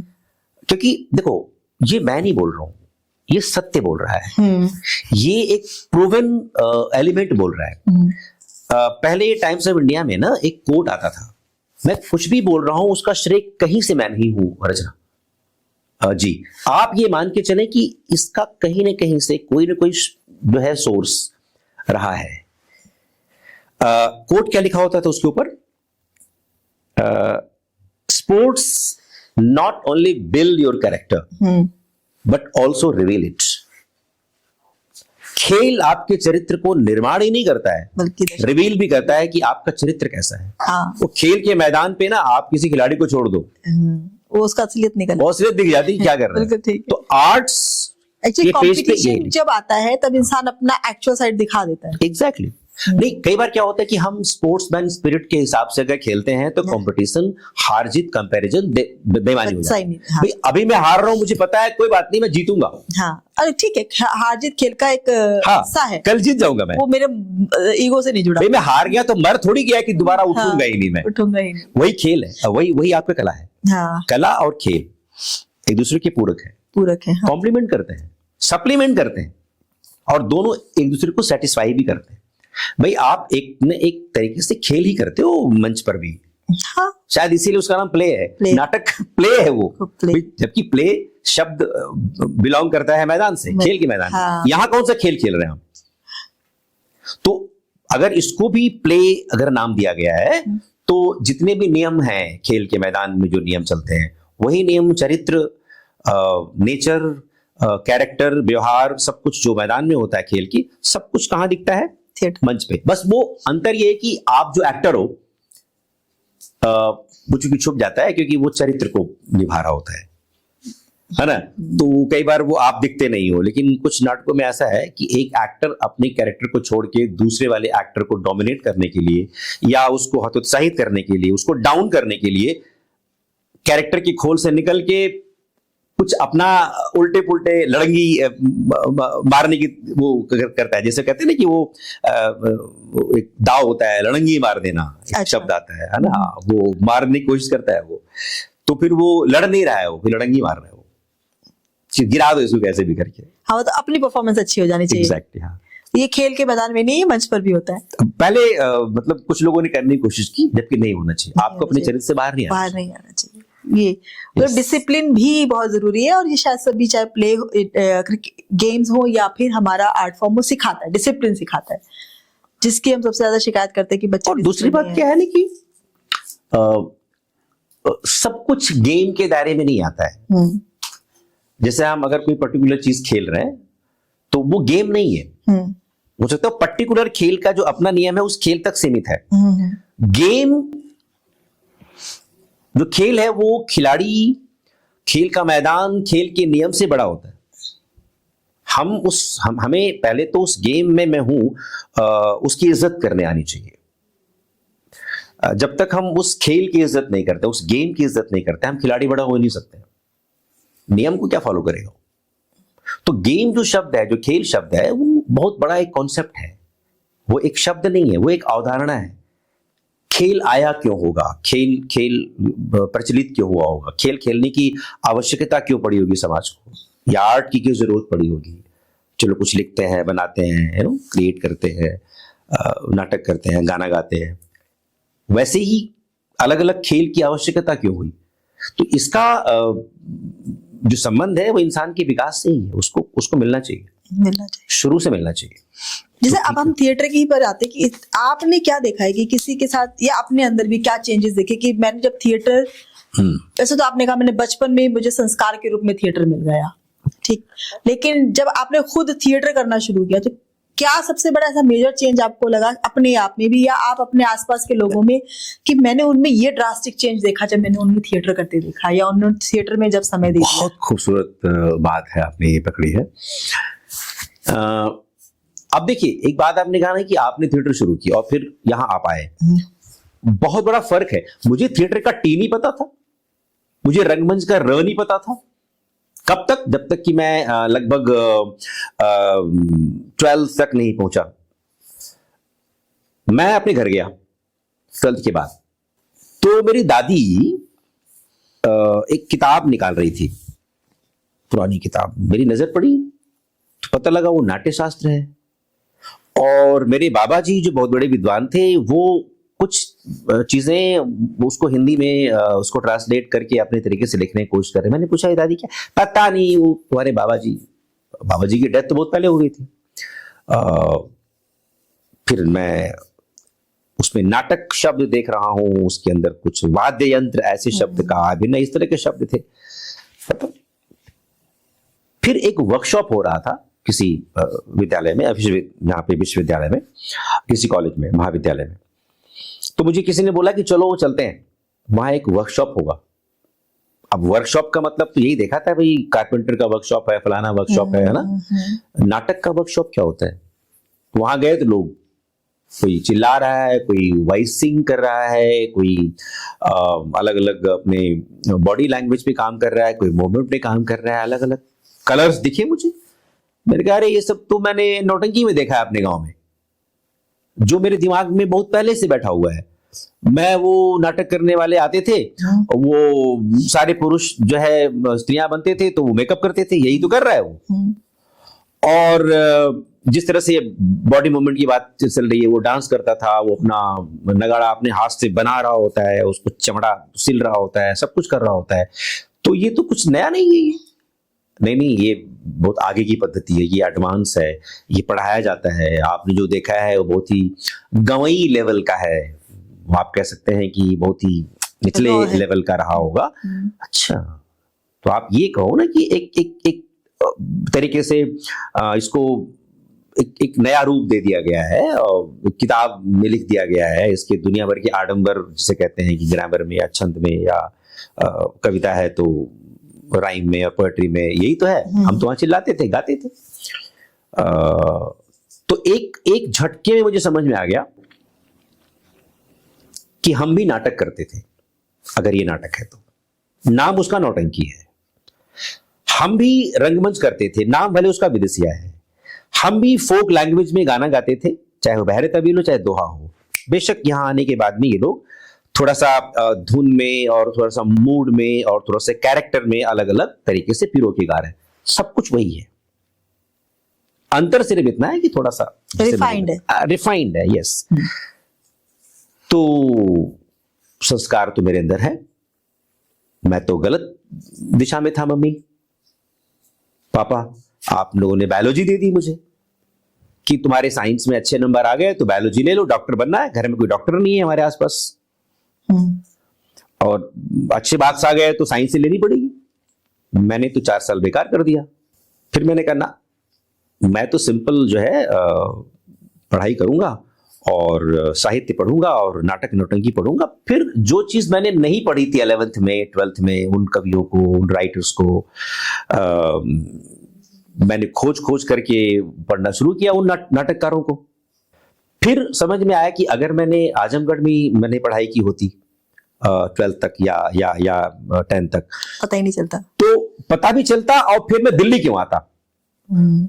पूरे विश्व से लोग पढ़ने के लिए आते हैं बनारस, BHU, काशी विद्यापीठ, संपूर्णानंद महाविद्यालय, एक ही जो है छोटे शहर में 4 विश्वविद्यालय। और हम जो है दिल्ली इसलिए आए हैं कि हमारे जो पिताजी हैं वो यहाँ पे काम करते हैं। तो काम करते हैं तो मुझे क्या लेना देना है? अगर मैं पूरा बचपन की पढ़ाई 8वीं तक की पढ़ाई मैंने वहां की है, तो आगे की पढ़ाई में वही कर सकता था। तो मेरे लिए तो ये जो छलांग मैंने दिल्ली में लगाई है, माँ बाप की बात मान के, समाज की बात मान कर के, ये तो बेकार हो गया। इन लोगों ने मुझे सही से जो है दिशा नहीं दिया, सही से मुझे गाइड नहीं किया। अब मेरी बुद्धि खुली है तो मेरा 3 से 4 साल बर्बाद हो चुका है। कोई नहीं, मैं स्वाध्याय करूंगा, सेल्फ स्टडी करूंगा, मेहनत करूंगा, और फिर मैं जुट गया अपने जो है रंगमंच में। और अचानक से मुझे नेशनल स्कूल ऑफ ड्रामा की रिपर्टरी कंपनी, वो रंगमंडल मुझे बुलाता है कि आप अपने लेवल पर, अपने दम पर इतना काम कर रहे हैं शौकिया रंगमंच में कि आप अपनी सेवाएं दीजिए। आप रंगमंडल में काम करें। भैया मैं कैसे काम करूं? ये यहाँ पर जो आप 3 साल पढ़ के आते हैं, उनका अपना एक सोच है, दायरा है, एक पद्धति है, एक सिलेबस टेक्स्ट पढ़ के आए हैं लोग, है ना, उनका एक तरीका है। मैं तो एकदम रैंडम अपने तरीके से पढ़ के आया हूं। कोई बात नहीं, आइए। वहां पर फिर मुझे अभिनय करने का मौका मिला। अब देखिए, मुझे अब बुलाया जा रहा है तो मैं तो सब कुछ कर रहा हूं। मैं लाइट भी कर रहा हूं, कॉस्ट्यूम भी संभाल रहा हूं, मेकअप भी कर रहा हूं, मैं कील थोड़ी लेके ठोक भी रहा हूं। मेरा तो पूरा विकास हो रहा है थिएटर में। उसने मुझे क्या बना दिया? अभिनेता। नहीं, आपको बतौर अभिनेता बुलाया गया। अरे भाई, मुझे अभिनय नहीं करना है, मुझे रंगमंच करना है, सिर्फ एक्टिंग नहीं करनी है। 1 साल के अंदर मैंने जो है राष्ट्रीय नाट्य विद्यालय का जो रंगमंडल है छोड़ दिया। अब फिर से अपने उसी रेपर्टरी को, अपनी शौकिया रंगमंच को लेकर के काम करना शुरू किया। तो ये बताने का जो आपने सवाल पूछा है, मैंने कहा प्रैक्टिकल जवाब दे देता हूं, तो आपको खुद ही वो विकास, वो यात्रा अपने आप दिख जाएगा। मैं बोलूं मैंने ये सीखा, मेरे अंदर ये आई, वो आया, ये सब तो सिर्फ जो है एक व्यक्ति के जो अपना मन है, जो मस्तिष्क है, वो समझ रहा है। लेकिन मानस का विकास तो मेरा प्रैक्टिकल हो रहा है। आपको ये सारे यात्रा से पता चल रहा है ना। तो अगर वो प्रैक्टिकल नहीं होता मेरे साथ, तो मैं इतना जोर दे के नहीं बोलता कि बच्चों को पढ़ाना चाहिए। बिल्कुल उसका फायदा नुकसान है। फिर मैंने कुछ कलाकारों को देखा जहां मुझे समझ में आया कि नहीं, एक शास्त्रीयता की कमी है तुम्हारे प्रेजेंटेशन में। तुम जो डिजाइन करते हो, तुम जो डायरेक्ट करते हो प्ले, ये जो पढ़े लिखे लोग हैं, ये जो किसी इंस्टीट्यूट से निकले हैं, इनका अपना एक तरीका है। एक थोड़ा सा ये आपसे बेहतर है, थोड़ा सा नहीं, जमीन आसमान का अंतर है, बहुत बेहतर है। आपको इसी विभाग में, इसी क्षेत्र में अगर विस्तार करना है, तो इनके समकक्ष, इनकी इक्विवेलेंट आने के लिए कुछ और करना पड़ेगा। तो मैंने देश विदेश से जितने भी दूसरे अलग अलग डायरेक्टर्स या कोई माइम का है, कोई पैंटोमाइम का है, कोई मूवमेंट का टीचर है, कहीं से भी आता था और मुझे पता चल जाता था कि यहाँ पर एक 10 दिन का वर्कशॉप है, चाहे बॉम्बे, कलकत्ता, हैदराबाद क्यों ना हो, मैं अप्लाई कर देता था। ठीक है, तो मैंने अपने चरित्र को, मैं अपने आप को देख रहा हूं, मेरी क्षमता कितनी है, मैं कितना योग्य हूं, कितना अयोग्य हूं, मैं किस विषय में पारंगत हो सकता हूं, मेरा इंटरेस्ट क्या है, इस सब को पहले जाना। मेरा भी मन करता था पहले अभिनय करने की, कि मैं मंच पे खूब दिखूं, लोग ताली बजाएं, अच्छा एक्टर बोले। शुरुआत वहीं से हुई जहां सबकी होती है, लेकिन फिर कहीं ना कहीं एहसास इस बात का हुआ कि तुम अपने आप से कब तक झूठ बोलोगे, अपने आप को कब तक तुम गलत तरीके से पेश करोगे, एक्सेप्ट क्यों नहीं करते हो, स्वीकार क्यों नहीं करते हो। तो जल्दी से मुझे एहसास हो गया कि नहीं, मैं अच्छा टीचर हूं, मैं अच्छा जो है बच्चों को पढ़ा लेता हूं। मैं फिर इंस्ट्रक्टर बना, फिर मुझे अलग अलग जगहों पे पूरे हिंदुस्तान में अलग अलग कॉलेजेस में अलग अलग जगहों पे वर्कशॉप के लिए कॉर्पोरेट भी बुलाते हैं। आज स्कूल है मेरे पास, कॉलेजेस हैं, कुछ अलग अलग इंस्टीट्यूट भी हैं जो चलते हैं जिनके, तो हर जगह अभिनय अभिनय अभिनय, एक्टिंग स्कूल। मैंने जाकर के बदल दिया कि भाई एक्टिंग करने के लिए पहले बाकी चीज करना पड़ेगा, acting is the last part. और सच भी है, जब सारी चीजें तैयार हो जाती हैं रचना जी, आपने लिख लिया, आपका वेशभूषा तैयार हो गया, मेकअप हो गया, सेट बन गया, लाइट हो गई, म्यूजिक रेडी हो गई, तब ना आप लास्ट में अभिनय करती। और जितने भी इंस्टीट्यूट है सीधा चलिए मैं एक्टिंग पढ़ाता हूं, एक्टिंग से स्टार्ट करते हैं, क्या समझ में आएगा उसको। इससे मेरे सिखाए बच्चे बिगड़ जाते हैं, वो आते हैं फिल्मों में जाने के लिए कि हम सीखेंगे, सिनेमा में जाएंगे, और मेरे सारे अच्छे स्टूडेंट आज हिंदुस्तान के बाहर, कोई लंदन है, कोई एनएसडी में अभी इस साल सेलेक्ट हुई है, कोई एफटीआई में बच्चे 2-3 सेलेक्ट हुए हैं। मतलब वो आते हैं और धीरे धीरे धीरे 1 साल 2 साल के बाद उनको पता चल जाता है कि ये कंप्लीट एक फील्ड है, ये आदमी हमको टेलीविजन और सिनेमा में नहीं जाने देगा, पैसे नहीं कमाने देगा, हमें तो यही करना पड़ेगा। बहरहाल वो करते हैं, जाते हैं, ऐसा कुछ नहीं कि नहीं करते हो, लेकिन कम से कम मैं इस लेवल पे एक लेवल लगा देता हूं कि उन्हें समझ में आ जाता है कि थिएटर क्या है, क्योंकि मैंने पहले अपने आप को सेल्फ एजुकेट किया। तो मैं सिनेमा छोड़ के इसलिए आ गया, मैं 10 साल वहां रहा, सिनेमा छोड़ के मतलब सिनेमा का शहर छोड़ के, मुझे मजा ही नहीं आया। मुझे लगा मैं कुछ थिएटर के लोगों को लेकर के वहां थिएटर करूंगा, पृथ्वी थिएटर में किया जैसे बॉम्बे में, या फिर काला घोड़ा थिएटर फेस्टिवल में किया, तो मैं वहां भी थिएटर कर रहा था। तो लोगों को लगा कि क्या जरूरत क्या है, आपको इस शहर की जरूरत नहीं है, जहां खूब बृहद थिएटर हो रहा है वहां जाओ। तो वहां भी मैं अपने आप को जो है समझा पाया और स्वीकार कर पाया कि this is not my field. Exactly. तो आपके छोटे से एक उसका मैंने अपना पूरा संस्मरण बता दिया, तो संस्मरण से आप समझ जाओ कि उसमें कितनी नैतिकता है, कितनी जिम्मेदारी है, या कितनी ईमानदारी है। सीधी सी बात है कि थिएटर ने कहीं ना कहीं आपको अपने आप को पहचानने की क्षमता दी। Very true. एक शब्द में, एक वाक्य में कहें तो थिएटर ने आपको अपने आप को पहचानना सिखाया। और बहुत सारे लोग, जैसे मैं अपने साथ भी, मैंने टीचिंग भी की, या मेरे बहुत सारे दोस्त या साथी हैं जो अलग अलग ऑक्यूपेशंस में चल रहे हैं, फिर वो कहते हैं कि हम भाग रहे हैं, लेकिन हमें फिर संतुष्टि नहीं है, अंदर से ना एक संतोष महसूस नहीं होता। हमें ये नहीं लगता कि हम खुश भी हैं, बस इतना पता है एक मशीन बने हुए हैं, सुबह से उठते हैं, नियम है, यहाँ जाना है, ये करना है, घर आना है, घर देखना है, लेकिन हमें ये नहीं पता कि हमें खुशी किस चीज से मिलती है।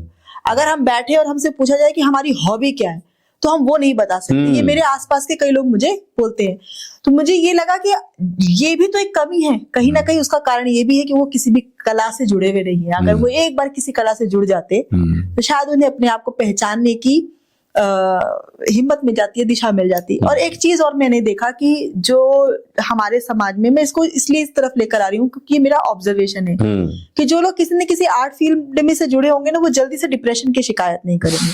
सही हूँ मैं या आपका अनुभव है, ऐसा आपने महसूस किया होगा, ऑब्जर्व किया होगा? बिल्कुल नहीं तो लोग ये कहते हैं कि हम, मतलब हमें, क्योंकि डिप्रेशन उपजता कहाँ पर है, जहां पर आप अपने आप को खुश करना बंद कर देते हैं। और कला हमें खुश रहना सिखाती है। बिल्कुल बिल्कुल। कला हमें एक्सप्रेस करना सिखाती है। जब हम एक्सप्रेस नहीं कर पाते तब हम डिप्रेशन की तरफ जाते हैं, जब हम खुश नहीं रह पाते तब हम डिप्रेशन की तरफ जाते हैं। और कला इन सब चीजों को हमें अलाउ करती है करने के लिए। और शायद अपना सबसे जो एक वो होता है ना, बहुत सेंसिटिव पार्ट, हाँ। सबसे सेंसिटिव पार्ट हम टच कर पाते हैं जब हम किसी भी आर्ट फील्ड से जुड़े होते हैं। ये मुझे लगता है। नहीं, बिल्कुल सही लगता है। कोई भी व्यक्ति, कोई भी इंसान अपने लेवल पर, मैंने कहा ना, जैसे मैंने अपने आप को एक्सेप्ट किया, अपने तई शब्द है, अपने तई बिल्कुल स्पष्ट होता है, सच भी होता है वो, और एकदम जिसे कहते हैं दुरुस्त भी होता है। प्रॉब्लम क्या है कि जब हम कला या कलाकार को समाज से जोड़ के देखने की कोशिश करते हैं, या अगर हम ये मान लें कि कलाकार है तो उसको डिप्रेशन नहीं होगा, या कलाकार है तो खुश रहेगा, है ना, कलाकार है तो सबसे अलग रहेगा, ये भी कलाकार को समाज से कहीं ना कहीं थोड़ा सा अलग करने की कोशिश है, जाने अनजाने में। हम ये भूल जाते हैं कि समाज अलग नहीं है उससे, या वो समाज नहीं है, वो कलाकार है तो समाज नहीं है, वो अलग कलाकार है, और हम 9 to 5 जॉब करते हैं, बस हम अपना काम करते हैं, इसलिए हम समाज हैं। नहीं, ये तो समाज की परिभाषा नहीं है। हाँ, अक्सर लोग मानते हैं कलाकार है यार, ये पागल है, ये तो बैड है, ऐसे रहता है। प्रॉब्लम क्या है, हमने, जो मैं कहने की कोशिश कर रहा हूं, आपकी बात को मैं आगे एक्सटेंड कर रहा हूं, कि समाज ने अभी तक कलाकार को एक्सेप्ट नहीं किया है। ये सच है, ये मैं कह रहा हूं, कड़वा सच है। हाँ। और यही भी कारण भी है कि लोग, क्योंकि अपने आप को एक्सेप्टेंस हम इतना क्रेव करते हैं ना, कि हमें एक्सेप्टेंस मिले, हाँ, चाहे हमारी हाँ। फैमिली की हो, हमारी सोसाइटी की हो, या किसी की, हमारे आसपास के लोग हमें एक्सेप्ट कर लें, उसकी True. वजह से हम बहुत कुछ ऐसा छोड़ देते हैं जो हमारा है। इसका एग्जाम्पल ऐसे देखो कि एक्सेप्टेंस कैसे होता है। एक चीज पॉपुलर हुआ, मेरे मतलब की लगी, तो हमने एक्सेप्ट कर लिया, वो है खेल।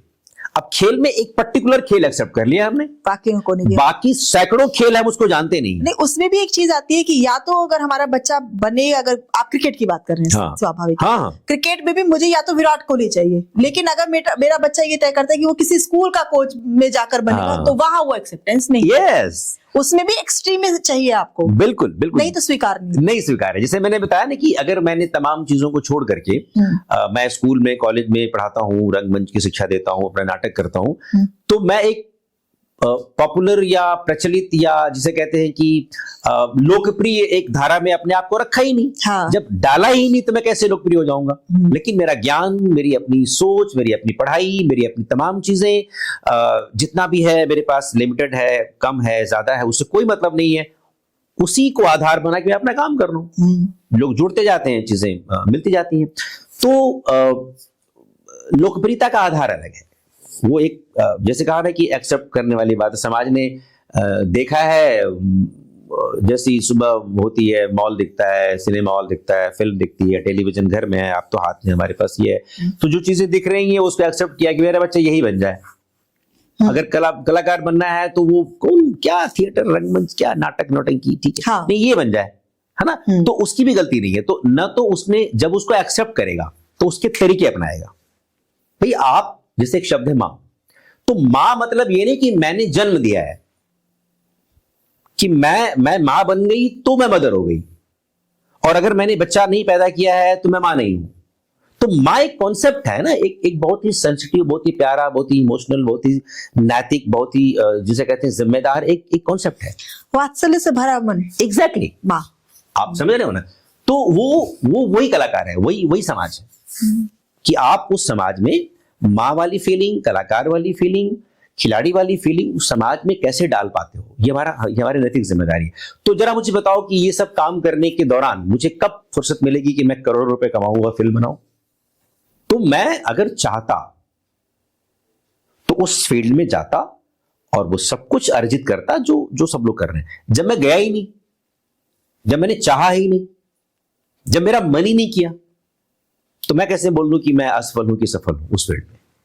मैं गया ही नहीं उस तरफ। जिस तरफ हूं, जहां मुझे आत्मसंतुष्टि मिलती है, जहां मुझे मजा आता है, जहां मैं काम करता हूं, जहां मैं एंजॉय करता हूं, जहां मैं सीख रहा हूं, हमेशा विद्यार्थी बना रहता हूं, तो अपने मन का ही तो कर रहा हूं, तो मैं तो ज्यादा सफल हूं। हाँ, वही हम समाज की जो वो एक भेड़ चाल है ना कि सफलता खाली पैसों से ही नापते हैं हम, उससे अगर इंसान अपने आप को बचा लेता है तब वो संतुष्टि के रास्ते पर चलता है। एक्चुअली अगेन सक्सेस और सफल दो अलग अलग चीजें। दो अलग अलग चीजें। हम सक्सेस को पैसों से नापते हैं। एग्जैक्टली जो पाश्चात्य वेस्टर्न फिनोमिनन है वो एशिया तक नहीं पहुंचती। अगर ये बहुत ही पॉलिटिकल और बहुत ही साइकोलॉजिकल स्टडी है। बड़ी बड़ी पुस्तकें लोगों ने लिखी हैं, लोग जा करके काम भी किया है। 10 साल बाहर कोई अमेरिका रहा, कोई यहाँ रहा, वो भी यहाँ आए। हम जब प्रकृति को देखते हैं तो प्रकृति ने बेवकूफ नहीं है प्रकृति ना कि हमको हजारों नॉटिकल किलोमीटर दूर बांट के रखा हुआ है कि कोई आदमी वहां पहुंचेगा ही नहीं। हम एक सभ्यता ये है, एक पूरी अफ्रीकन सभ्यता है, एक एशियन सभ्यता है, एक वेस्टर्न सभ्यता है, एक अमेरिकन सभ्यता है। वो बेवकूफ तो नहीं है, अलग अलग महाद्वीप में बांटा। अब कहेंगे कि आज के डेट में जो विश्व एक हुआ है, खूब पैसा है हमारे पास, व्यापार है, हम अपनी चीजें वहां तक ले जा पा रहे हैं, उनकी पढ़ाई लिखाई हम एक्सचेंज कर रहे हैं हर फील्ड में। लेकिन प्रकृति कहती है कि अप्राकृतिक है, क्योंकि आपने प्रकृति के नेचुरल चीजों को फाड़ करके उसको नेचुरल बनाने की कोशिश कर रहे हैं, वो अप्राकृतिक है। एक नाटक है मेघदूतम, कालिदास का लिखा हुआ। अब कालिदास ने जब लिखा तो एक काल था, वो एक स्थिति थी, एक परिस्थिति थी, एक समय भी रहा होगा। हालांकि काल समय से बहुत बड़ा है, काल तो मृत्यु भी होती है। और आज जब हम कोई नाटक लिखते हैं तो हमारे पास तमाम चीजें हैं जो पहले नहीं थी, जैसे कि जहाज नहीं था, गाड़ी नहीं थी, टेलीफोन, हाँ टेलीफोन नहीं है, नेट नहीं है, कुछ नहीं है। तो मेघदूत में वो बादलों के माध्यम से एग्जैक्टली तो अब वो जो फीलिंग है, वो जो इमोशन है कि जो आदमी जा रहा है लड़ने या किसी से अलग हो रहा है, वो अपनी प्रेयसी को या अपने प्रेमी से अलग हो रही है या हो रहा है, कोई गारंटी नहीं है दोबारा मिलने की। ये मान लेते हैं कि अभी गया, ये वापस नहीं लौटेगा। ये प्रकृति के विरुद्ध है, क्योंकि वहां तक जाना, वहां तक पहुंचना ही इतना दुरूह है। तमाम बीमारियों से, तमाम मौसम से, तमाम चीजों से लड़ते लड़ते वहां तक जाएगा। और जिसके थ्रू जा रहा है, नदियां, पानी, तूफान, ये वो फलाना ठिकाना, चलो घोड़ा भी बहुत दूर तक नहीं जाएगा। तो ये जा रहा है, मैं ये मान के चल रही हूं, चल रहा है कि नहीं लौटेगा। तो मेघ को बोलती है कि सुनो, यहां मत बरसो, यहां मत बरसो, जहां बरसना है वहां बरसना, और जाके बोलना कि ये पानी नहीं है, ये मैंने आपकी प्रेसी के आंसू बादलों में लिया कि यहां बरस रहा हूं। तो आप इमेजिन करो कितना रो रही होगी वो, या रो रहा होगा। प्रतीक हुआ। एग्जैक्टली। अब साइंस भी कालिदास को पता है, अरे भाई बादल उठते ही समंदर में है, और साउथ से उठते हैं और नॉर्थ में आके बरसते हैं, क्योंकि यहां पर कोई समंदर नहीं है, तो कहां से बारिश होगी। तो हम वैज्ञानिक दृष्टिकोण से इमोशंस को लगे हैं देखने आजकल कि सुनो, मुझे आपकी याद आ रही है, जल्दी से ना विज्ञान उठाते हैं, फोन मिलाते हैं, मैंने वीडियो कॉल कर लिया। अब वो फीलिंग कहां से लाओगे। तो विज्ञान, जब टेक्निकल चीजें हमारे हाथ में होती हैं तो हमारी भावनाएं, हमारी फीलिंग भी उतनी टेक्निकल हो जाती है। हमारी भावनाएं उस पर डिपेंड हो गई हैं। आपने मुझे फोन क्यों नहीं किया, 10 दिन हो गए, अरे मैं 10 दिन से लगातार तुम्हारे लिए रो रहा हूं, मैं 10 दिन से रोज याद कर रहा हूं, मेरे पास फोन नहीं है, टूट गया, चोरी हो गया है। वो कोई नहीं सोच रहा है। अगर मैंने बेमन से एमी जो है फोन कर लिया डेली, तो सामने वाले को ठीक है मुझे याद करता है, याद नहीं करता है, वो फॉर्मेलिटी पूरी करता है। तो जीवन बहुत ही फॉर्मल हो गया है, अप्राकृतिक हो गया है। प्रकृति के साथ चलने की जो तमाम चीजें थी वो इंसान को सफल बनाती है, और प्रकृति के साथ नहीं चलने से आप असफल रहते हो। आपके पास 100 करोड़ है, वो अप्राकृतिक नहीं हुआ। आप कैसे खर्च करेंगे, किसको देके जाएंगे, वो किस काम आएगा, आपके बाद किस काम आएगा, वो सड़ जाएगा। वो तो अगर कोई उसका लेनदार नहीं हुआ तो, और फिर लेनदार क्यों हो, आपने कमाया है, आपने मेहनत किया है, आपके पैसे को, जो वो करोड़ों रुपए आपने कमाया है, वो बर्बाद कर देगा, पता नहीं किस किस गलत चीजों में इस्तेमाल कर लेगा। लेकिन आपके पास सिर्फ 10,000 रुपए है, आप खेल रही हैं, मस्ती है, आप जी रहे हैं, आप उसको ऐश कर रही हैं, आप आनंद में हैं, सब कुछ है, वो आपका अपना है, आप अपने तय अपने ऊपर खर्च कर रहे हैं, ये सफलता है। ये मतलब रहा कि सफलता का अर्थ वहां तय होता है जहां हम ये निर्धारित करते हैं कि हम किसे सफलता हाँ, मानते हैं। हाँ, हो सकता है हमारे पास 2 रुपए हो, लेकिन अगर हम उसमें भी खुश हैं हाँ। तो सफल हैं। चलो, खुश या हैप्पीनेस को कई बार लोग ऐसे देखेंगे, अरे ठीक है नहीं तो बोल रहा है, मैं 2 रुपए हाँ, खुश हूं। हाँ। मैं उससे भी परे की बात बोल रहा हूँ। हाँ हाँ होता है ना कि कोई ये ना बोले कि नहीं, हाँ, किसियानी अंगूर बिल्ली खट्टे खम्बान हो हैं, जाए, हाँ। अंगूर खट्टे। भैया ऐसा नहीं है हाँ। कि मैं 2 रुपए में इसलिए खुश हूं कि 2 ही रुपए है।